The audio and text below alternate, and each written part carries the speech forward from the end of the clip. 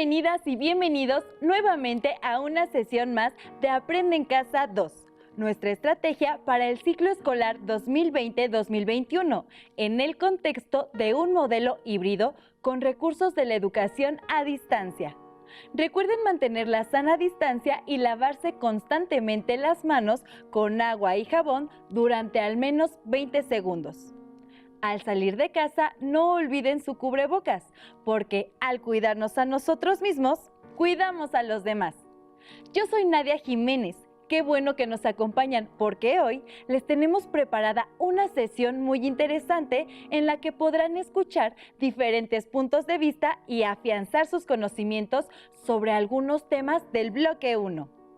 El propósito de la sesión será reconocer la importancia de las ideas que inspiraron las revoluciones burguesas y su influencia en las legislaciones actuales.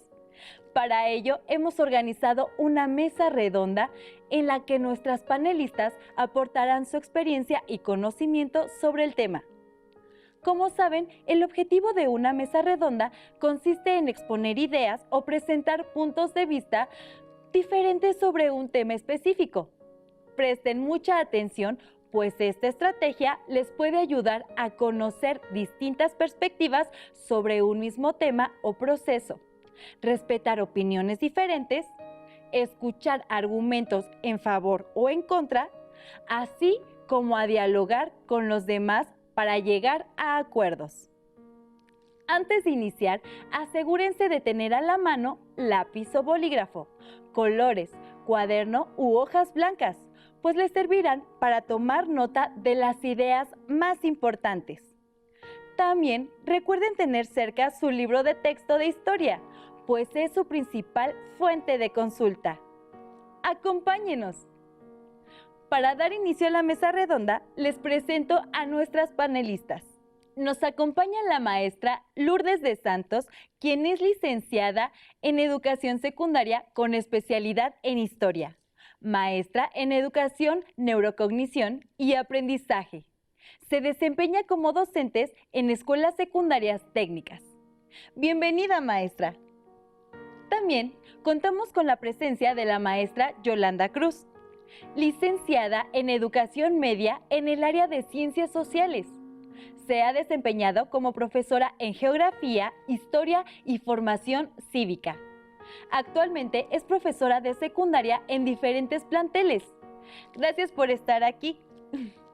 Nuestra tercera panelista es la maestra Elizabeth Montiel, licenciada en Educación Secundaria con especialidad en Historia. Cuenta con una maestría en Educación y Profesionalización Docente. Es profesora de Historia en secundaria. Bienvenidas, maestras. Tomando como el eje rector el propósito de la sesión, el cual, como ya se dijo, consiste en reconocer la importancia de las ideas que inspiraron las revoluciones burguesas y su influencia en las legislaciones actuales. Dividiremos la mesa en 3 bloques. El primero de ellos aborda desde diferentes ángulos el papel de la burguesía en el siglo XVIII.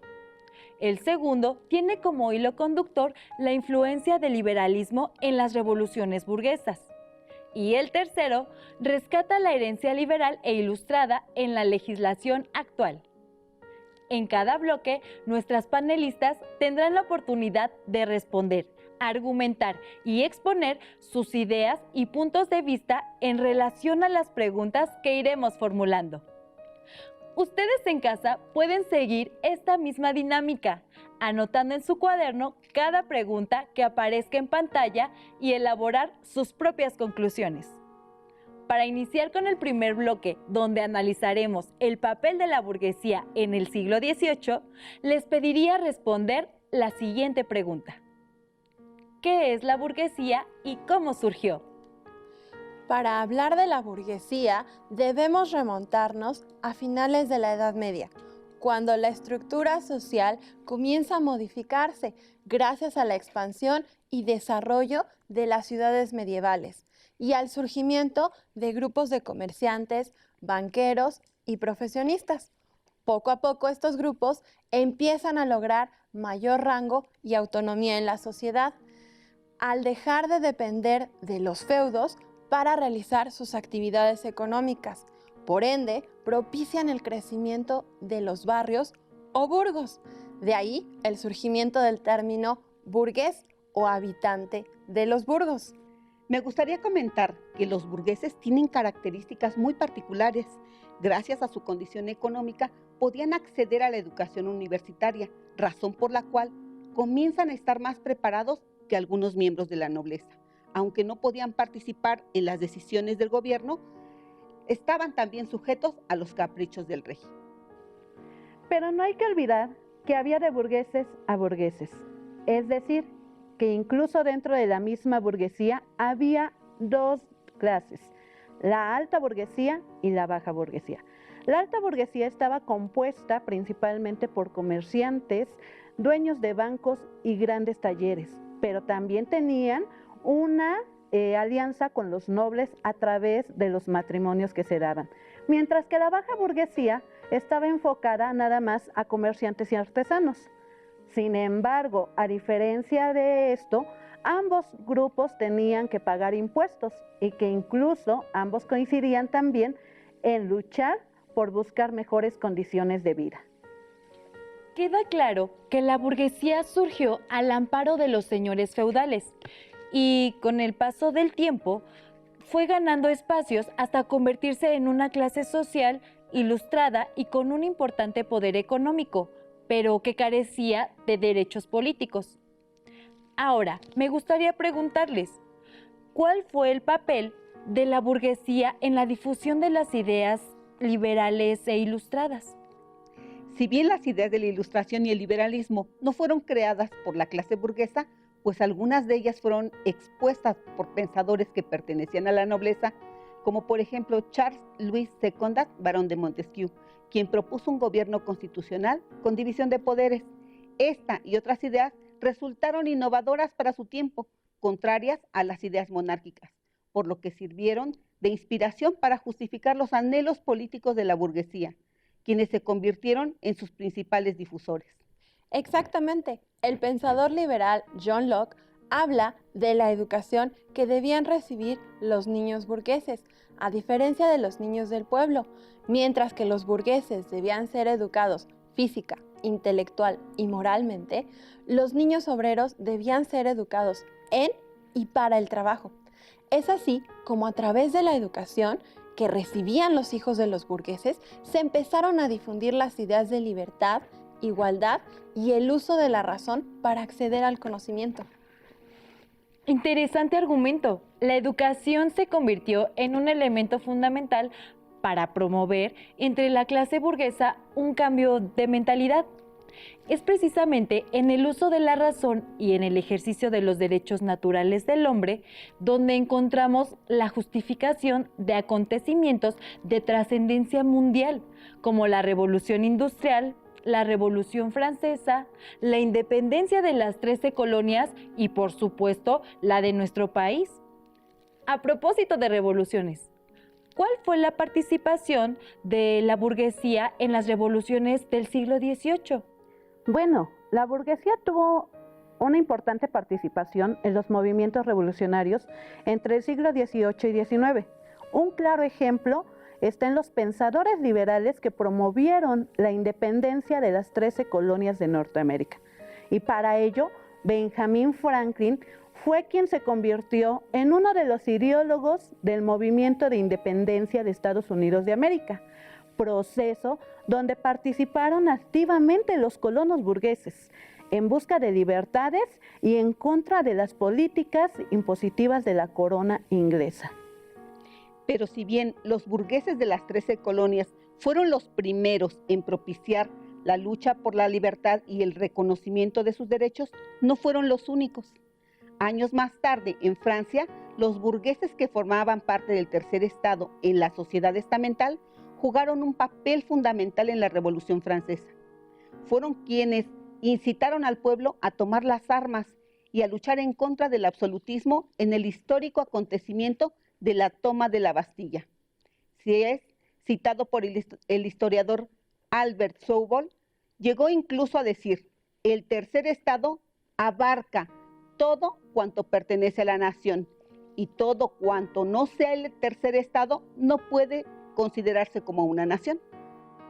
Esta frase ilustra muy bien el protagonismo y la fuerza que había alcanzado la burguesía en la sociedad estamental, pues si bien ocupaban el último eslabón de la pirámide social en el régimen monárquico, se convirtieron en la clase más influyente no solo a nivel económico, sino también desde el punto de vista político y social, pues lograron movilizar a los grupos más desprotegidos en busca de libertad, igualdad y fraternidad. Es momento de entrar al bloque 2 para exponer la influencia del liberalismo en las revoluciones burguesas. ¿Nos pueden explicar qué son las revoluciones burguesas? El término revoluciones burguesas ilustra el papel predominante que alcanzó la burguesía en los movimientos revolucionarios entre el siglo XVIII y siglo XIX. Por ello, tanto la Revolución Francesa en lo político como la Revolución Industrial en lo económico representan dos acontecimientos más importantes que marcaron el fin del antiguo régimen y el inicio incluso de una nueva forma de organización política, económica y social. Estoy de acuerdo, pero no hay que olvidar que la rebelión de las 13 colonias que el Reino Unido poseía en Norte de América constituyó la primera revolución de carácter burgués y sentó un precedente para la Revolución Francesa, como para las independencias de las colonias españolas en América. En este punto hay un aspecto que me gustaría destacar. Si bien son los burgueses quienes toman el liderazgo de los movimientos políticos y sociales, estos no hubieran sido posibles sin la participación del pueblo, es decir, obreros y campesinos, pues fueron ellos quienes realmente pelearon las guerras. En Francia tenemos un ejemplo muy claro con los sans-culottes, un grupo integrado por obreros, artesanos y campesinos, miembros de las clases bajas, que eran mayoría en el ejército revolucionario francés. Son ellos quienes en 1789 toman la Bastilla y en 1792 invaden el Palacio de las Tullerías, eventos sin los cuales no hubieran podido lograr acceder al poder los burgueses ni las ideas liberales convertirse en una realidad. Nos han hablado del papel determinante que tuvo la burguesía en los movimientos revolucionarios de América y Europa y del apoyo del pueblo, sin el cual la burguesía no hubiera tenido la fuerza social ni militar para ganar estas batallas. Pero ahora nos gustaría saber de qué manera influyeron las ideas liberales e ilustradas en países como Inglaterra y Francia. Bueno, como sabemos, la doctrina del liberalismo se origina en Inglaterra en el siglo XVII, mientras que la Ilustración llega a su máximo esplendor en Francia durante el siglo XVIII. Además, ambos reinos se ven enfrentados por la hegemonía de Europa en ese siglo. Inglaterra, siendo cuna del liberalismo, estaba gobernada por una monarquía absoluta, por lo que al principio las ideas liberales eran solo eso, ideas. Sin embargo, conforme la represión del rey Carlos I aumentó, crecieron las tensiones internas y las ideas liberales se volvieron acciones durante el proceso histórico que conocemos como la Revolución Inglesa. En esta guerra se enfrentan monárquicos contra parlamentarios por el control del país, dando como resultado la primera y única república en la historia de Inglaterra, que si bien no sobrevivió muchos años, trajo consigo una monarquía parlamentaria, donde con el Acta de Derechos de 1689 se aseguran de que el rey garantice derechos y libertades de sus súbditos, es decir, convierte en realidad las ideas del liberalismo y de la burguesía. Y lo mismo sucede en Francia, donde el pensamiento crítico, base de las ideas ilustradas, se convierte en el estandarte de la lucha revolucionaria al protestar contra el absolutismo de un rey que abusaba de su poder y al promulgar uno de los documentos más significativos de los pensadores ilustrados en su búsqueda de libertad e igualdad. Hago referencia a la Declaración de los Derechos del Hombre y del Ciudadano. Me gustaría señalar que aunque ambas revoluciones fueron inspiradas por las ideas liberales e ilustradas tienen considerables diferencias, pues por ejemplo, en Inglaterra los burgueses establecen una monarquía parlamentaria con el Acta de Derechos de 1689, mientras que en Francia, un siglo después, se establece un gobierno republicano con la Declaración de los Derechos del Hombre y del Ciudadano. Hemos hablado de la influencia de las ideas liberales e ilustradas en las revoluciones burguesas. Pero, ¿qué hay de la revolución industrial? ¿Puede o no ser considerada una revolución burguesa? ¿Nos podrían dar su opinión? En primer lugar, me parece importante recordar que la palabra revolución significa un cambio drástico que no necesariamente involucra una guerra armada. Tal es el caso de la revolución industrial. Según el historiador Eric Hobsbawm, este movimiento puede ser considerado como una revolución burguesa por su innegable componente económico, ya que los banqueros y comerciantes estaban interesados en hacer más eficiente y redituable la producción a través del desarrollo científico y tecnológico, que es una de las principales características de la revolución industrial. Sin embargo, me parece, maestra Yolanda, que al afirmar el carácter burgués de la revolución industrial, nos estamos olvidando de los trabajadores, quienes aportaron su mano de obra en jornadas extenuantes, condiciones insalubres e inseguras, a cambio de muy bajos salarios. Las condiciones de las mujeres y los niños eran aún peores. Por la misma jornada de trabajo, recibían un salario mucho menor que los hombres. Me parece que emitir un juicio definitivo sobre las condiciones de los trabajadores y sus niveles de vida fueran mejores o peores antes de la primera revolución industrial es discutible. Si bien es cierto que sobre los trabajadores recayó la peor parte de la industrialización, es decir, los salarios de subsistencia y condiciones de trabajo inhumanas y carentes de derechos, no se puede negar que a la larga los obreros de los países industrializados pudieron alcanzar mejor nivel de vida que en la época preindustrial, gracias a la lucha incesante por mejorar sus condiciones laborales. Interesantes posturas hemos escuchado en torno a si la revolución industrial puede o no ser considerada una revolución burguesa. Lo cierto es que la revolución industrial representó la consolidación de la burguesía como clase dominante y la permanencia del capitalismo como sistema económico. Pasemos al último bloque de nuestra mesa, en el que les propongo analizar la herencia liberal e ilustrada en la legislación actual. Iniciemos de lo general a lo particular. Les pregunto, ¿cómo influyen en la actualidad los códigos, documentos y constituciones generados siglos atrás por las revoluciones burguesas? ¿Nos pueden dar ejemplos concretos? Claro, dentro de los documentos, como lo fue la Declaración de Independencia de las 13 colonias, la Declaración de los Derechos del Hombre y del Ciudadano y el Código Napoleónico, tienen una gran influencia en las sociedades actuales, especialmente en la legislación que plantea y garantiza los derechos humanos y las formas de gobierno democráticas. El legado de las revoluciones burguesas lo podemos ver en documentos actuales, como es el caso de la Declaración Universal de los Derechos Humanos, promulgada por la ONU en 1948, donde los países firmantes se comprometen a defender los derechos humanos de las personas sin distinción de género.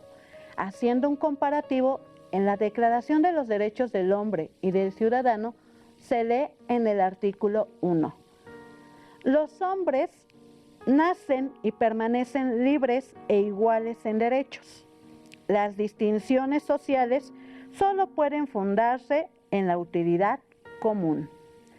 Mientras que en la Declaración Universal de los Derechos Humanos, en su artículo 1, dice: todos los seres humanos nacen libres e iguales en dignidad y derechos, y dotados como están de razón y conciencia, deben comportarse fraternalmente unos con los otros.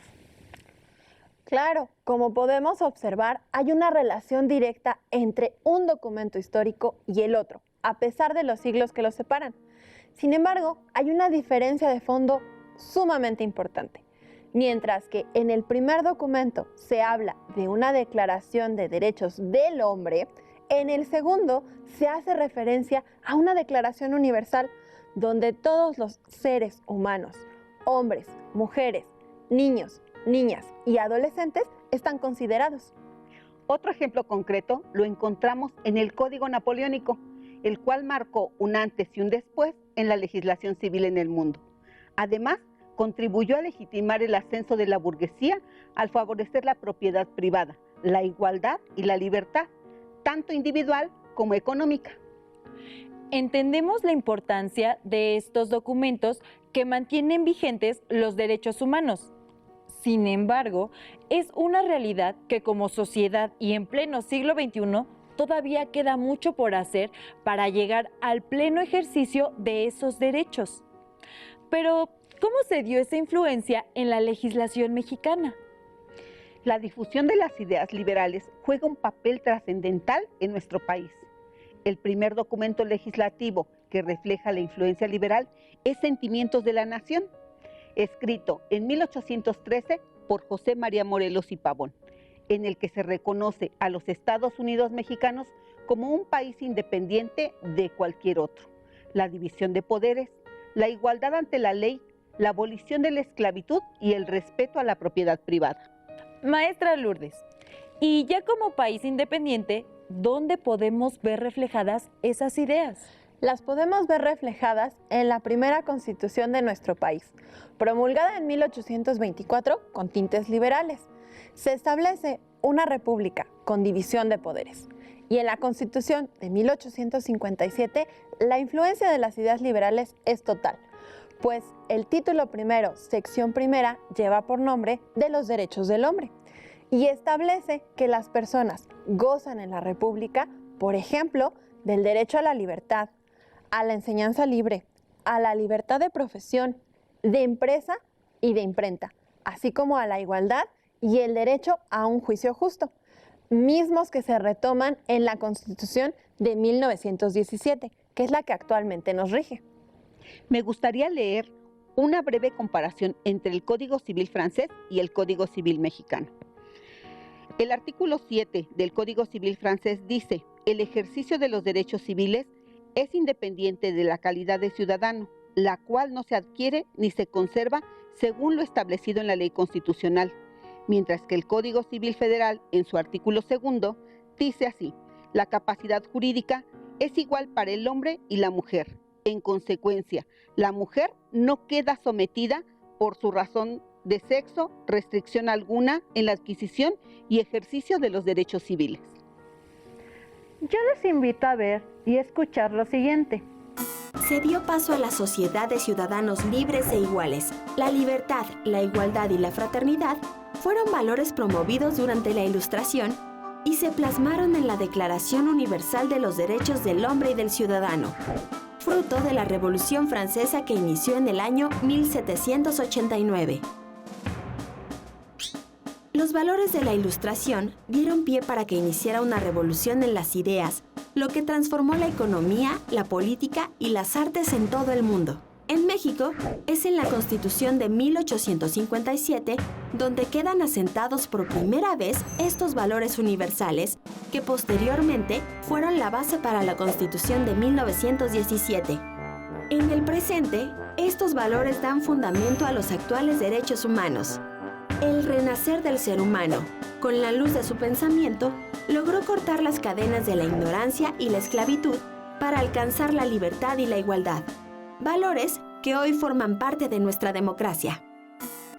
Llama la atención la referencia a un principio muy importante de la historia, el cambio y la permanencia, el cual podemos observar en los derechos que están reflejados en nuestras leyes, gracias a los cambios que propiciaron los pensadores liberales e ilustrados. Disponemos de unos minutos para cerrar. ¿Con qué se despiden? Me gustaría despedirme con la siguiente reflexión.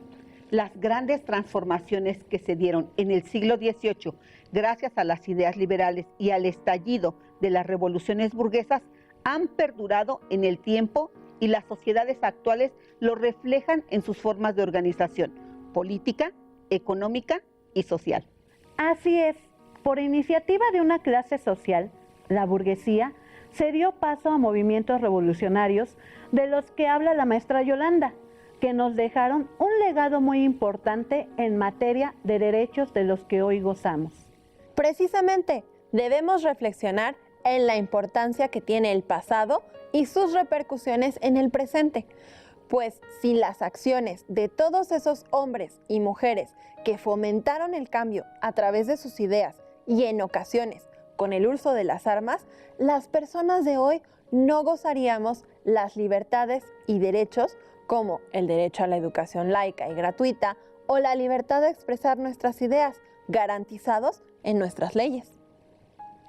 Agradecemos a nuestras panelistas por su participación en esta mesa. Para finalizar, y después de lo expuesto por nuestras invitadas, podemos concluir que la burguesía es un grupo social que surge en la Edad Media y gracias a su habilidad para llevar a cabo actividades comerciales y financieras, se convierte en una clase social que, producto de las revoluciones burguesas, logra afianzarse política y económicamente. Que las ideas liberales e ilustradas fueron la base para poner fin a las monarquías absolutistas y dar lugar a sistemas de gobierno con división de poderes. Que los documentos emanados de las revoluciones burguesas convirtieron en leyes las ideas liberales, otorgando garantías y derechos ciudadanos vigentes en la actualidad. No olviden que pueden complementar lo visto el día de hoy con su libro de texto u otras fuentes bibliográficas, digitales o audiovisuales. Listo, terminamos por hoy, aunque aún nos queda mucha historia por explorar y descubrir. No olviden compartir con su familia lo que han aprendido el día de hoy, porque al dialogar y reflexionar juntos aprendemos más y mejor. Nos vemos muy pronto en una sesión más de Aprende en Casa 2. ¡Hasta la próxima!